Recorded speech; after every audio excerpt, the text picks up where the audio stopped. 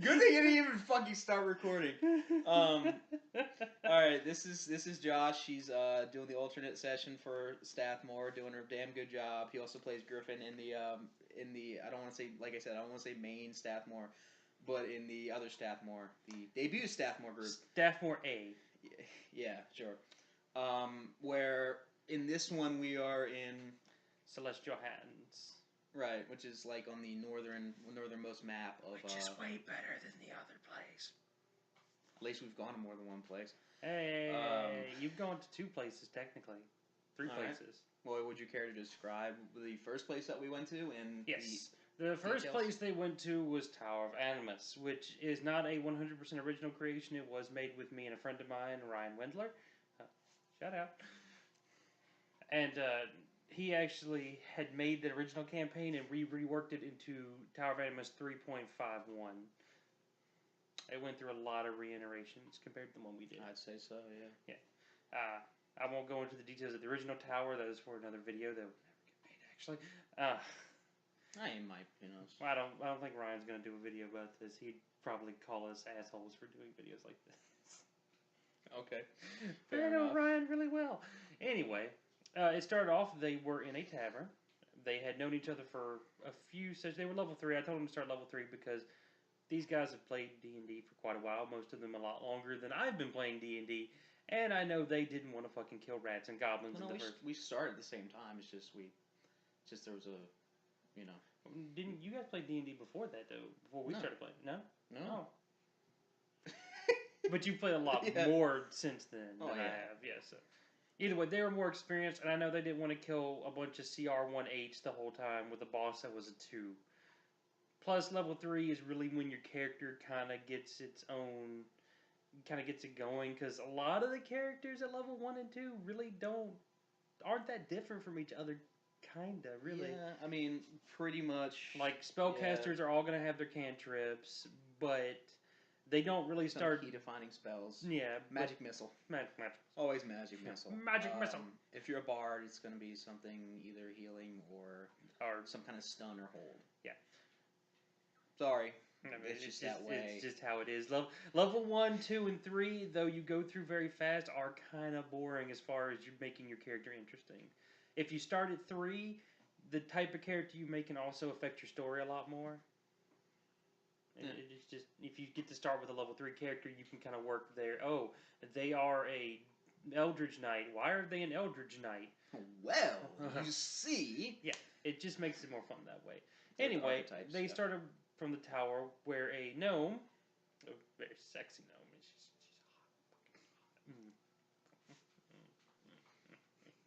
she's hot. Okay. Calm down a little bit. Oh, sorry. It's a professional video. She was from the Ring of Magic. In Celestial Hands, they're not guilds, they're called rings. I'd make that mistake very many times. I made up this story. It's a DM thing. It's a DM thing. You're going to make mistakes. Yeah. But they're called rings because Celestial Hand. A ring. What a finger where they wear rings in your hands. I'm so clever. And she told them that there was a tower that had been abandoned, but the area around it was kind of getting out of hand. Treants, other natural-based magical things, little furry creatures.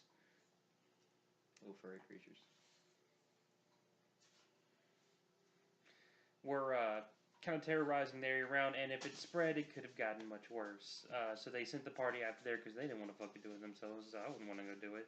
Would you want to go do it? You didn't have any choice. I didn't really have any choice. You didn't have a choice in the matter. Yeah.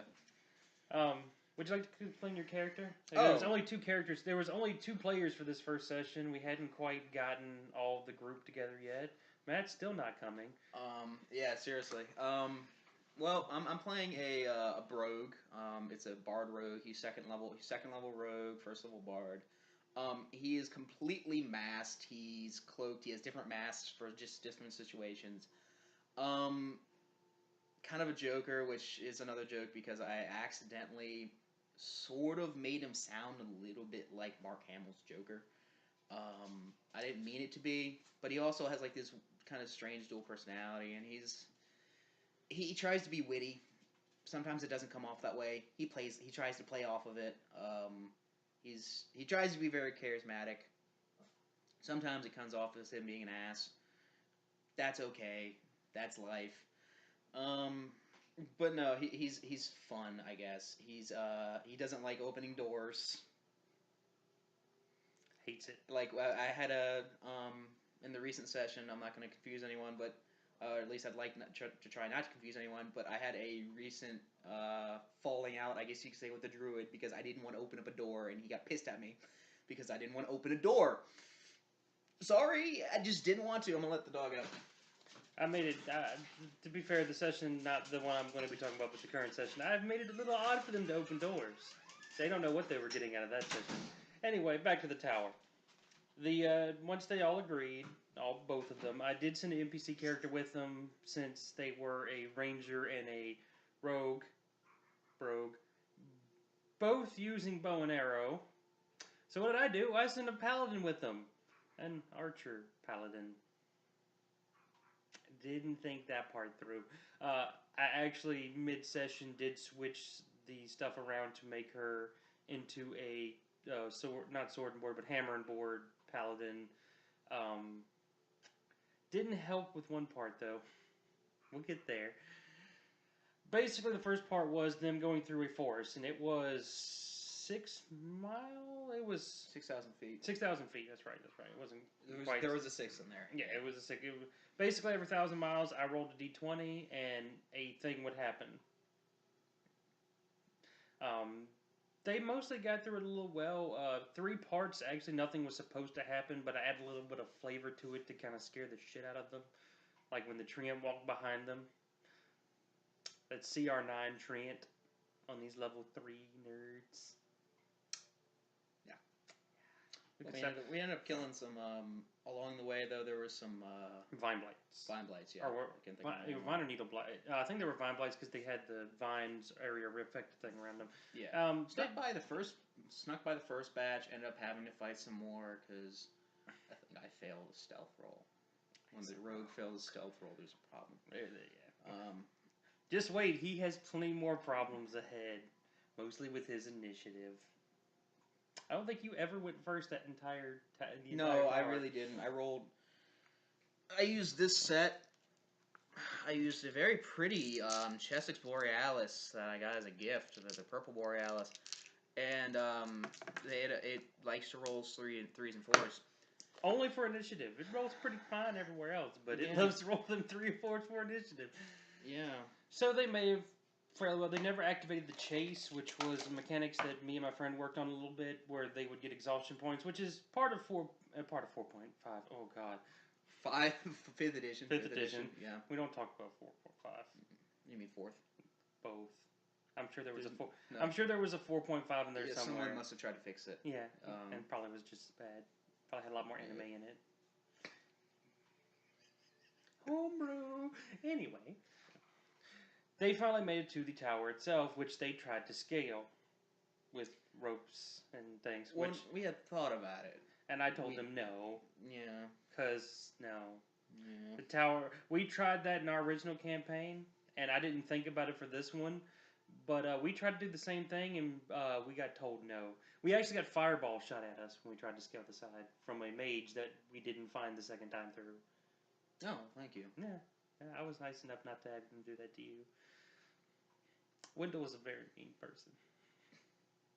That is another point of confusion in the other Stathmore because they have a character named Wendell. Our DM for that session's name was Ryan Wendler, whose nickname was Wendell. So every time he says Wendell, I think, Wendell's not friends with him. Oh, that's right. How that happened. Skip on that one. Speaking of, if Skip, you're watching this, make a session, make a character video. You're the only one that hasn't. Anyway, continue. Also, fuck you. You're beautiful.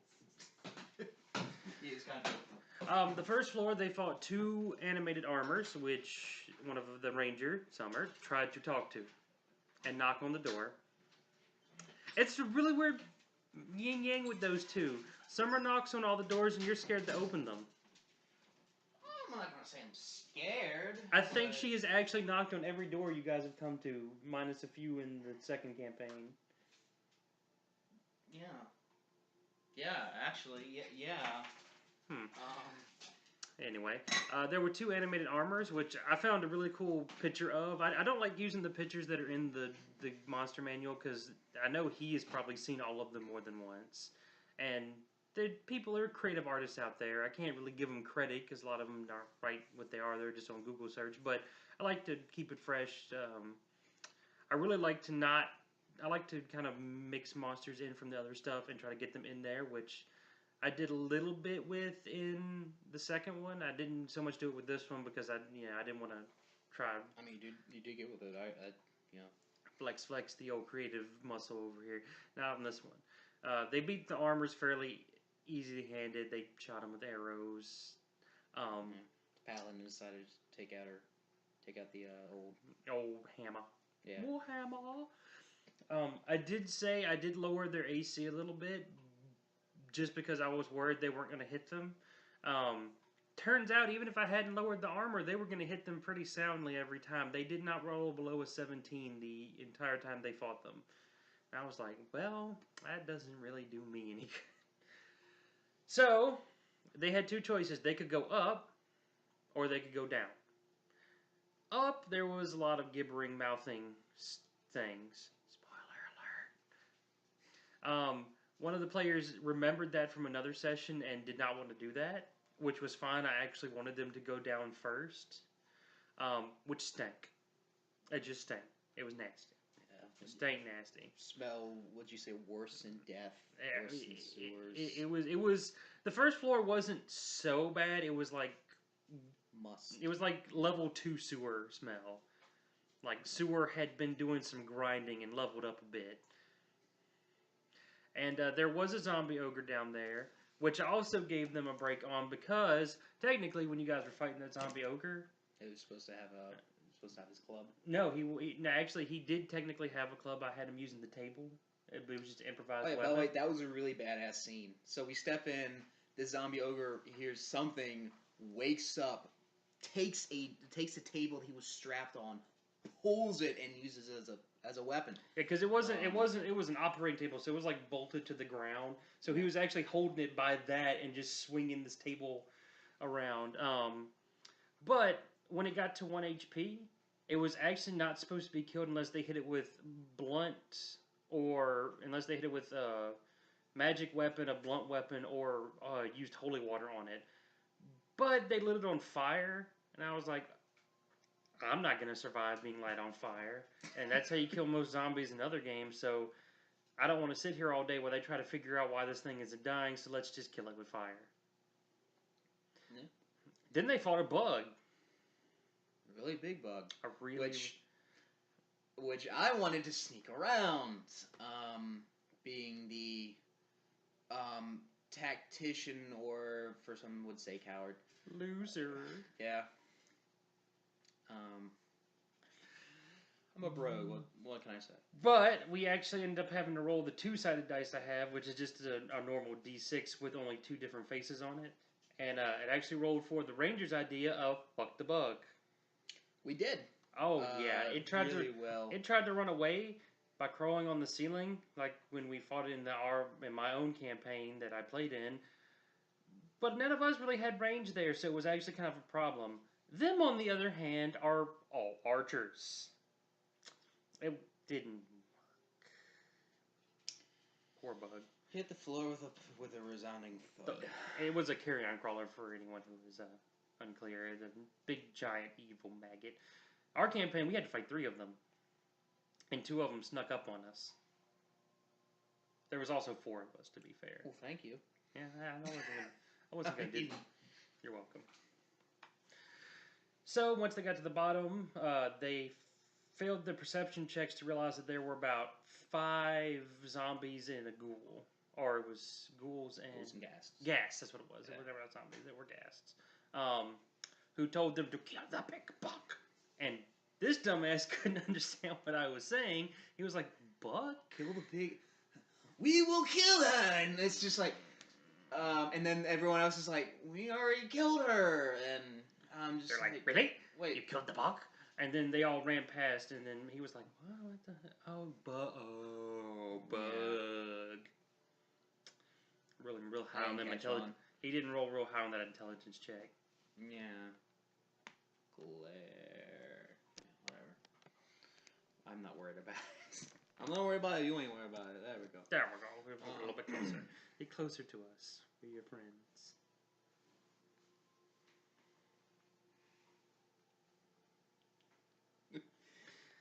Anyway, in that room, someone failed their perception checks. And someone passed all of theirs and found 2 items. They found a Scroll of Witch Bolt, which they pretty much have forgot they have at this point. I saved my scrolls. And a Bag of Holding, which I didn't honestly expect them to find because I set the check kind of high for that. I think it was 18 or 17 was the check for that. You rolled like a 9. You wouldn't have found it anyway. No, I rolled Summer rolled 6. 20. She understood the entire universe of this room, inside and out. Yeah. And then she also passed her arcane check to guess what the bag was. No. Don't growl at me. I'm doing a video.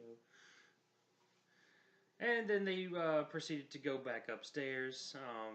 By the bottom, in where the carrion crawler was, the stink was actually enough to cause 1d4 of damage if they took a big whiff, which a ranger did. Speaking of, I found swords. Oh yeah, you found some. Which we still haven't sold. No, you guys haven't. Yeah. Yeah, they're wrapped up in a barrel inside the bag of holding. You haven't really utilized the bag of holding much either. No. Excuse me.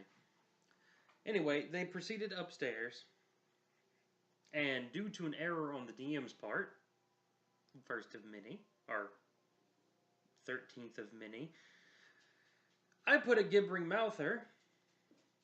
Gibbering mouthing. You figured it out. You're going with me. I put him at about 60 feet away from the party, not realizing it only moved 10 feet against 3 archers. He was dead in 3 turns. He was dead in 2 turns. The paladin smited it with an arrow. Poor thing. It never stood a chance. It didn't even get to gib. I talked a lot of shit, though. Oh, yeah. Enough shit for 100 people. Yeah. D&D jokes. So yeah, we ended up taking it out, and yeah. We didn't spend much time in that room. I didn't actually set anything in that room because I thought the mouther was going to give you guys enough problem you wouldn't stay there. Yeah. Then the fun part happened. They got to the next floor, which was the dormitories. And there was a little bit of gold here and there. They walked into one big office, and somebody got grabbed by a rug of smothering. Let me rephrase that. He got grabbed by the one true rug of smothering. Because this thing nearly wiped the party. A rug of smothering. Critted twice. It almost killed my AC 18 Paladin NPC I sent with them so they wouldn't die. I wish I could roll that good when I'm playing. He got knocked out by the rug. It grabbed him twice. It grabbed the paladin. She was finally able to put it down. It was a bad time. And then that's where they took the first long rest, and we ended the session there. Yeah.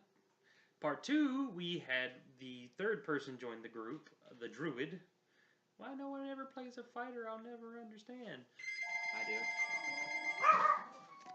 Shut up. Okay. The druid joined in, and I had him just come in the same way the other ones did, but in the room. I wasn't going to make him do the forest by himself, because that's just kind of cruel. So they went up to the next room. It was identical to the room they were in, except that it was full of shadows, which are, I think they count as undead or abominations. I'm not 100% sure. It's been a while since we did this. They took them down pretty handily. Searched the room. There was a little bit of gold in it. Nothing really. I didn't set anything in there for them to find in these next few rooms.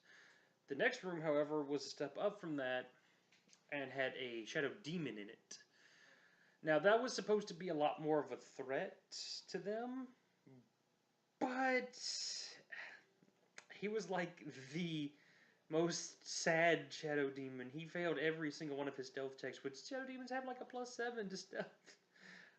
He never actually hid once. They actually tried to lie to him and tell them to pretend that he was hidden. And one of them rolled a -1 and just pointed out the fact that he's just sitting right there. They killed him very handily. He really couldn't do anything to them.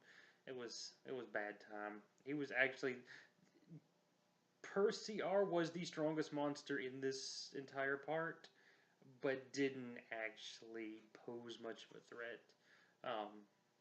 Same deal. They didn't actually search this set of rooms, which I had put a little bit of gold in one of the rooms there.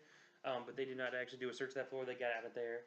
Also, if they hadn't spotted it when it originally showed up, they would have been repeating that room over and over until they passed the perception. Because once they tried to go down up the stairs, it would end up pushing them back, coming back up into the same room. So just kind of like looping them back and forth, like so.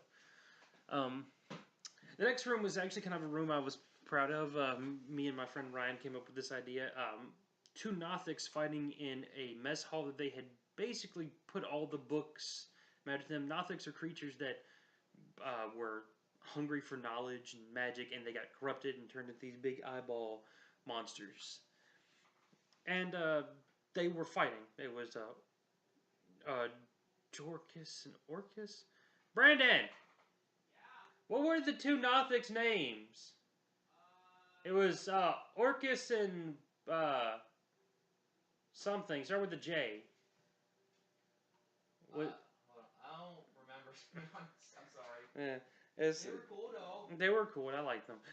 I'm just gonna call them Jorkus because I can't honestly. It was either like Jorkus or Joran or something. It started with a J. It was J and O. OJ. OJ. Anyway, the party was able to talk to them. It was actually kind of hard unless they told them no, that they weren't going to help them, for them to actually get into a fight with these two monsters. There's a lot of dialogue that was wrote for those two. They did end up helping them search through a stack of books, which was supposed to take 8 hours, but then one of them critted on their check, so they found the book instantly.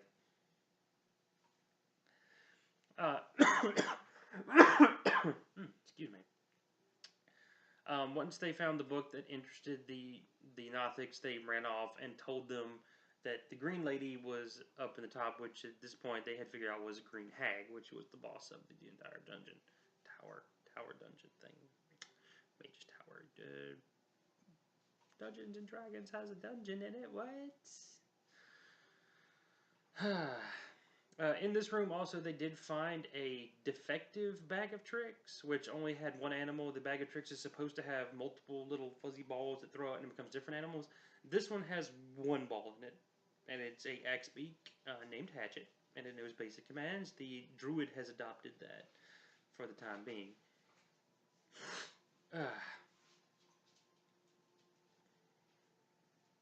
Trying to remember. After the Nothics, I believe that was the last floor.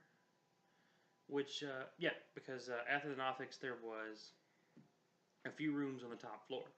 The first room they went into had dretches. Also had a magic item in it that the Brogue has, and he hasn't used yet. I think he's forgot he probably has it. We'll ask him when he comes back. What's that? I said, you got a magic item in the last room, and you still haven't used yet. Well, because it's strength-based. The alchemy jug? Oh. You forgot you got that, didn't you? Yeah, I have a lot of things in my inventory. Yeah, I think it's more fun when there's a bunch of like magical items. It makes people more creative, and since I'm DMing first, I like to have my players have some options to do creative stuff that I didn't think of, because it helps me go, oh, if this could happen in this situation, where did he get that poison from? He has a big jug that just lets him make whatever the hell he wants and hasn't used it yet. As a rogue. They haven't even got drunk off the beer it can make. It can make like... I didn't even think about that. Yeah, it makes like beer. Although you don't need to get drunk because you'll reveal your secret in a heartbeat. Oh, yeah. Wait, does your character even drink? Does he drink? Sparingly. Fair enough. Anyway, to get this item, they had to fight 3 dretches, which are just tiny pig demons that are really gross and have penises in the monster manual. Look it up. I won't be looking it up after this. I'm not quite certain I believe you, but I'll see. They have bulges. Oh. And it's got hair on it. Oh. Okay. Anyway. So we ended up doing pretty well against them. Yeah, they're nothing. They are the second lowest demon on the list, next to Lemurs. Yeah, they're demons nonetheless. Yeah. But yeah, they died. They pinned most of them to the wall with arrows. Yeah. Thunderwave, I thought. Yeah, the druid did Thunderwave them, and that only affected one of them, though, didn't it? Well, I mean, it hurt all of them, but it affected only one. Yeah, it affected them. Better than my Thunderwave rehash on the last session.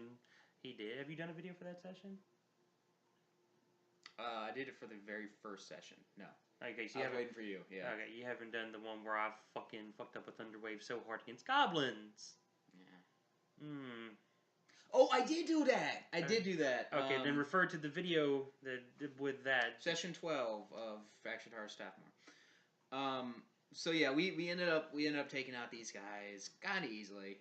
No offense. Yeah, no, well, they weren't the threat on this floor, to be fair. Yeah. The next room was a room with a bathtub and various things, and a frog. Now, this is where I learned that players like to sequence break the shit out of you. Don't write a plan set in stone with the druid around. That's what I've been improvising the last 7 sessions with you guys. Oh, just wait to the end of this session. I have no notes. This is all improv tonight. You're going to have fun with that. Sweet. And but I've already been planning that session for a long time. I just have not wrote it down because I got a new job and things. And yeah. So this frog goes inside the hole. And the druid turns into a mouse and follows him. I had not planned for that to happen at all. So what did I do? Well, he activated the encounter, so I started reading off what the witch would say. He bolted. So when they all went in there, I basically just rehashed the exact same thing I just said. You did it well, though. It seemed like it could have been for the encounter, but then she was like, "What? There's not supposed to be a rat in here," and she was like, whatever, bogus, that whole thing. But I thought that was a good catch. So we actually triggered the real encounter, and we got a cockatrice. It was a cockatrice, the frog, which had turned into a quasit, which is another small demon. For some reason, stronger than the dretches with half the health. They have 7 health and are a CR1. I haven't quite figured out abilities. Why. All They're abilities. not really that great, though. I remember reading up on them. They're abilities, AC, and the dretches poison farts are much worse, and its AC is less than the dretches. So I really don't. It must just because they're always with somebody. We'll go on rules and. Well, we'll do that for the rules video anyway. There was a green hag. Because we're better than the monster manual. And 2 crawling claws, which are CR0 hands. Yeah. Those died fairly. Yeah. I forgot they even were there, to be honest. The paladin actually just stepped on them. Yeah. That was actually when we played mine, and I was playing a paladin. I was playing a defensive paladin. Those were the first thing to actually hurt me in the entire session. Were a pair of crawling claws. They rolled a crit. It was the first thing that ever hit me. And it did like 6 damage. To a paladin. Whoa, lay on hands. Yeah, seriously. So we murked them pretty quick. You murked the hands. And then we took out the quasit next, right? Yeah, you one-hit the quasit. Yeah. Then the paladin went to go fight the cockatrice. And you... Was there something else in there? No. It was just us. It was just us 5. That's right. And then you started a rap battle with the witch. By the way, what he means by that is... I cast Vicious Mockery when she was doing her monologue. She casts Vicious Mockery back at me. I cast Vicious Mockery back at her. And this continued on until I said no more. And yeah, and then she did like one final one, and I was like, no, I'm just gonna shoot her. Which missed. And then she turned invisible. Because the witch's rules say that she can cast these 3, it was 3 spells at will. Didn't even take an action. And one of them was Vicious Mockery. The other one was Minor Illusion. And this is what I had her do. She can turn invisible. So I had her turn invisible, come up behind him, and use Minor Illusion to make 2 of them behind him. But I didn't know about his spells, and he used Fairy Fire to fuck that. Can I curse in these? Is that fine? That's the first thing I did was curse. Oh, yeah. What happened? As long as we're racially sensitive and culturally sensitive, I don't care. And to be honest, you know me. But I just don't want people to bitch. All 3 people that watch these videos. Yeah, well, I know, just in case. Just in case. I, Barack Obama, are going to watch these D&D videos. These are culturally insensitive. Yeah. Anyway. And political references. That's why I said Barack Obama. I get it. I get it. He's technically still president. Well, technically. Oh, I was going off the fact that he's technically... Well, whatever. Let's just move on. So... That glare is glare actually bothering you? It's actually starting to bother me. Well, we don't got much longer. We've been blabbing for 30 minutes anyway. Yeah. How long are these videos usually supposed to be? 10. Oh, whoops. I'm a chatty Cathy. I can't help it. Anyway, he used Fairy Fire and was able to distinguish the 2 because the way Fairy Fire works, it can distinguish illusions and the real thing. It puts a little aura around them. It's pretty. And the reason I chose that as the rogue is, after the first round of combat, you're revealed. So Fairy Fire allows you to kind of see them for their entirety. So it allows you advantage. How do rogues get their sneak attack in this edition? Advantage. So that's the only reason I really chose that. But it really came in handy for this one. Yeah. She got a claw attack in, which I used the base damage for this because I didn't feel like rolling at this point, which was 13. She hits pretty hard. Yeah, really. All things considered, being an old crone that she is. And then the ranger tried to hit her and critically missed. Guess who was standing in front of the ranger? So I thought, oh well, she'll just hit him. I'll have her roll an attack, maybe she'll miss. No, she crits him.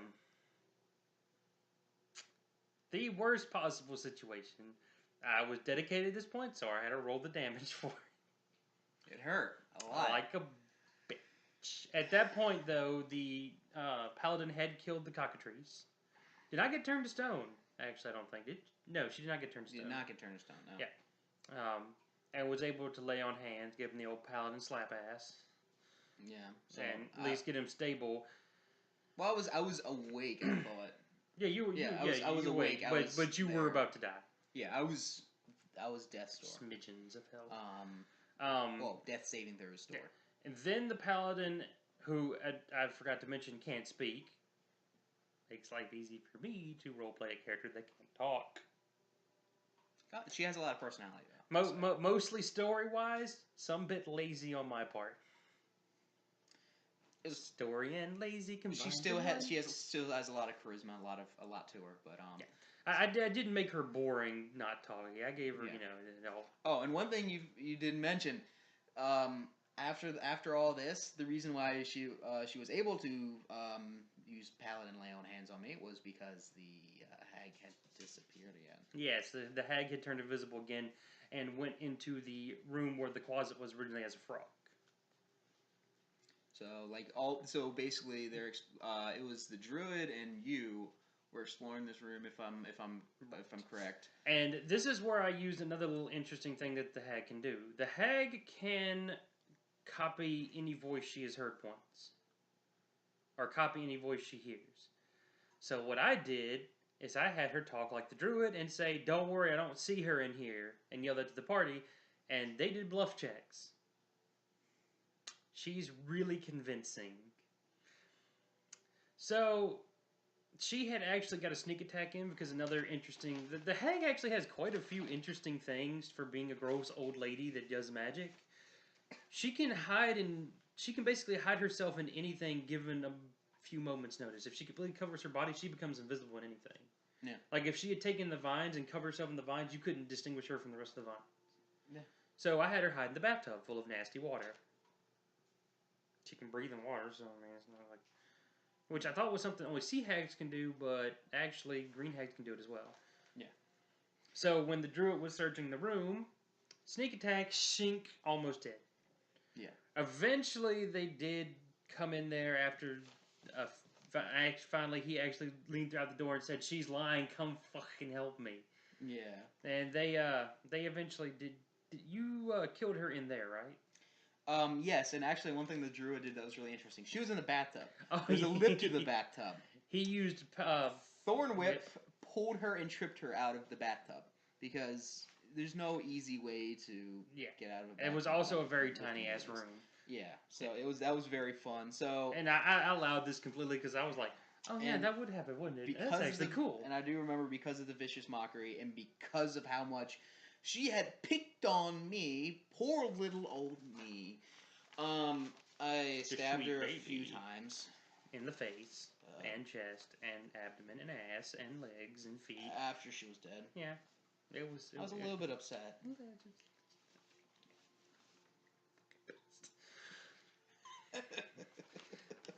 After this, they did go to the gym, which is what was causing the outside area, and which the witch was using to basically just cause suffering in this tower. She was watching everything in this tower suffer. To clarify, he said the gem. I thought he said the gym. Because I was like... Brock was sitting in the back, and he was like, "Are you ready to earn your boulder badge?" But yeah, we found this gem, really cool altar with... I think there was mist. Yeah, there was a gemstone sitting on a pedestal in this vault that these mages had kept here. It was a mage's tower at one point, and it had corrupted. I didn't actually quite write this part out. Wendell never explained it to me. It was what was corrupting all the trees and plants and nature outside, which is really funny because again we had a ranger and a druid, nature protectors, who were trying to stop nature, evil nature. Yeah. Conflict. It's palpable. Drama. But so yeah, we grabbed it. The trees kind of simmered down outside. Once they eventually stopped being big bitches and finally just turned the crystal off. Yeah, we were pretty much watching nature outside. Like, should we do it? And at the end of this, I gave them 3 rewards. 2 rewards and a treat for me. I got a reward. It was fun. Yeah. So the archer ended up getting a... Is your toenail bleeding? No. Oh. So, the archer ended up getting a bag of holding quiver flavor. Yeah, it's literally quiver, and I recognize this. So, I sort of messed with her. She was like, "Oh, okay, cool, it's a quiver." I said, "No, watch this." And I took out all my arrows, and she just went thump, thump, thump into this new quiver, and thump, thump, and she's like, "Are you a magician?" And I'm just, of course, like... Technically, he is a bard, which are kind of like magicians. Yeah. That would be a cool thing to play, like a bard like who's a magician. Yeah. I think I'm going to make that one of my songs. A bard who is a magician? Yeah. Magic Man? Well, I already have... Magic Man! By the way, because of this, I have the Limerick of the Green Hag, also known as That Bitch. But that's beside the point. It will be played around Celestial Hand Radio once they finally invent radios. Anyway, so we the bard gets that. I end up getting a... No, the ranger gets that. Sorry, the ranger.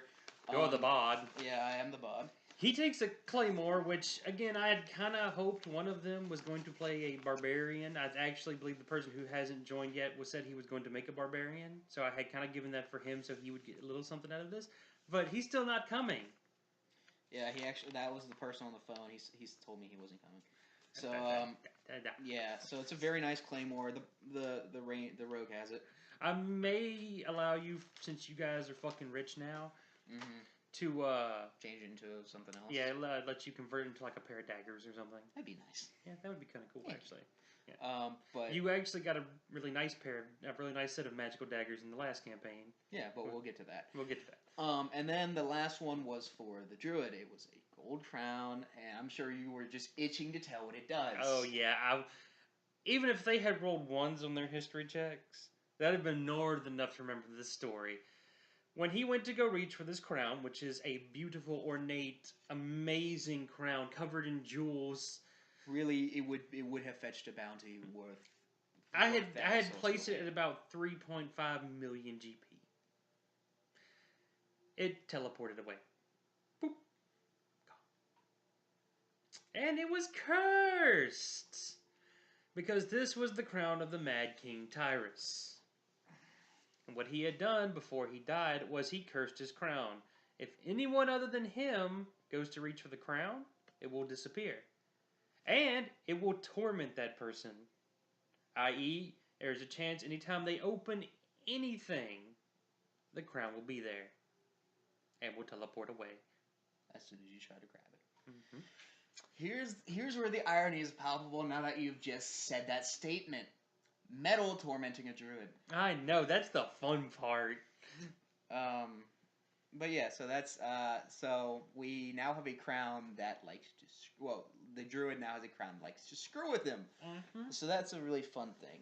This was a nod to my original DM Ryan, who did a similar thing, but he never actually did any story stuff with it, and he actually forgot about it after the second campaign.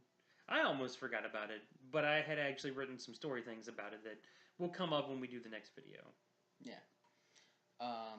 But, of course, the deed had been done, and we go back to town. And I would like to point out at this point, as they were walking back, it was nothing. It was eerily quiet. Everything was normal, but... Eerily? Yeah, I wrote that it was eerily quiet. Oh, fair enough. Compared to what you had gone through, it was just... Yeah. Even though the forest was alive, it sounded dead, I believe is what I had wrote. Yeah. It was weird. It was uncomfortable in a weird way. As they got back, the witch had mentioned that there was a coven. And a coven of witches actually makes witches much more powerful if they're in a coven. A little bit of D&D knowledge. Sure. And they were rewarded with a lot of fucking XP and a lot of gold. A lot of gold. Not as much gold as they're gonna get soon. Oh yeah. Next video. So once again, their druid, i.e., the metal detector. Good name for him. Yeah. So. Yeah, that was the end of the campaign. They did actually, because we went on, I went ahead and give them the start of the next part, which they did join the Guild of Heroes. The Ring of Heroes. See, it's so built into your mind to call them guilds. Yeah, I mean, essentially they are, but... They are guilds, but I want it to be a little different, but I can't remember to be different. I've become a conformist. Well, so yeah, we actually do get that invite. Me and the druid are jostling back and forth. The druid's like, I don't want to be indoors. He's playing traditional druid, and it's fun. I talked to him the other day in the car. I'm like, I love traditional druids. You're doing great. He was like, I don't want to be indoors, and I'm like, and the ranger's like, yes, please, because she is a lawful good ranger. She actually just gave him all of her money off the start, and we're like, and I'm like, no, and the druid's like, but I'm like, no, and the druid's like, and they end up joining eventually after some convincing. The druid will have a garden outdoors room that he can make his own. The other two will have rooms. Actually, I'm going to give them an interesting choice at the next campaign because they will have two places they could possibly live if they want. Oh, yeah. All that in the second video. Everything will come full circle. Eventually. Because we have to finish the next part. You guys are honest. It's honestly going to be a part and a half thing because you guys don't. Even if I did extend a little bit, there's not much left for that. I've pretty much everything I had planned out has come through now. I am still working one thing in my head that I'm kind of deciding if I want to do or not. And I do have the plans for the third part. I'm just trying to figure out. I know the theme of it, but I'm not exactly sure what area they're going to do it in. There's two. How to implement. Yeah, how to implement the theme. But, but I think I know what I'm going to do at this point. But all that said, and quite a bit said, but it was very, very good session. 2 sessions. And I'll say that this guy doing good. For my first time, it was nice. Yeah, for a first time DM, that was good. Actually, really good. So. I was really nervous that first time because I was like, I'm gonna fuck this up so bad. Yeah. So maybe a how to DM video for a first time since you did a I don't know. That's for future projects. I don't want to do videos. Believe in yourself. Yeah. All right. I think that's it. So that's the Mad Mage's Mansion. The Mage's.